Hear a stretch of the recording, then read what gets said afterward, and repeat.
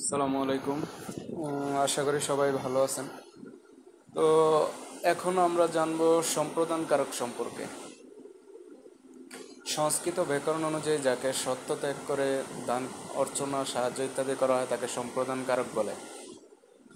একে নিমিত্ত কারকও বলা হয়। এখানে লক্ষণীয় যে বস্তু নয় ব্যক্তি সম্প্রদান কারক। পূর্বে আলাদা হলো, বর্তমানে বাংলা ব্যাকরণে সম্প্রদান কারককে কর্মকারকের অংশ হিসাবে ধরা হয়। সম্প্রদান কারকের ব্যবহার কর্মকারকের অনুরূপ। অনেক ব্যাকরণবিদ বাংলা ব্যাকরণের সম্প্রদান কারক স্বীকার করেন না, কারণ কর্মকারক দ্বারাই সম্পাদন কারকের কাজ সুন্দরভাবে সম্পাদন করা যায়।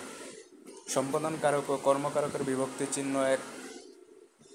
কেবল সত্য ত্যাগ করে দানের ক্ষেত্রে সম্পাদন কারক হয়, তবে কোনো কোনো ক্ষেত্রে এটি প্রযোজ্য হয় না। এই বিভ্রান্তি এড়াতে বর্তমানে সম্পাদন কারককে কর্মকারকের অন্তর্ভুক্ত করা হয়েছে। সম্পাদন কারকে বিভিন্ন বিভক্তির ব্যবহার। প্রথমা বা শূন্য বিভক্তি। গুরু দক্ষিণা দাও, দিবা তোমা শ্রদ্ধা ভক্তি, ভিক্ষা দাও দেখিলে বিক্ষোভ। চতুর্থী বা কে বিভক্তি। দরিদ্রকে দান করো, ভিখারিকে ভিক্ষা দাও, দরিদ্রকে ধন দাও, সত্য ত্যাগ করে না দিলে কর্মকারক হবে, যেমন দোপাকে কাপড় দাও।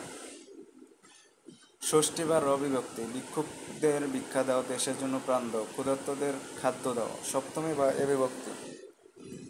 সৎপাত্রে কন্যা দাও, সমিতিতে চাঁদা দাও, অন্ধজনে দেহ আলো, দিনে দয়া করো, অন্নহীনে অন্ন দাও, সর্বভূতে দান করো, গৃহহীনে গৃহ দাও, জীবে দয়া করে সাধুজন, বস্ত্রহীনে বস্ত্র দাও। জ্ঞাতব্য। নিমিত্তার্থে কে বিভক্তি যুক্ত হলে সেখানে চতুর্থ বিভক্তি হয়, যেমন বেলা যে পড়ে এলো জলকে চলো, রবীন্দ্রনাথ ঠাকুর। তিনি হজে গেছেন, নিমিত্তার্থে সপ্তমী বিভক্তি। তো সবাই ভালো থাকবেন, আমার চ্যানেলটি অবশ্যই সাবস্ক্রাইব করবেন।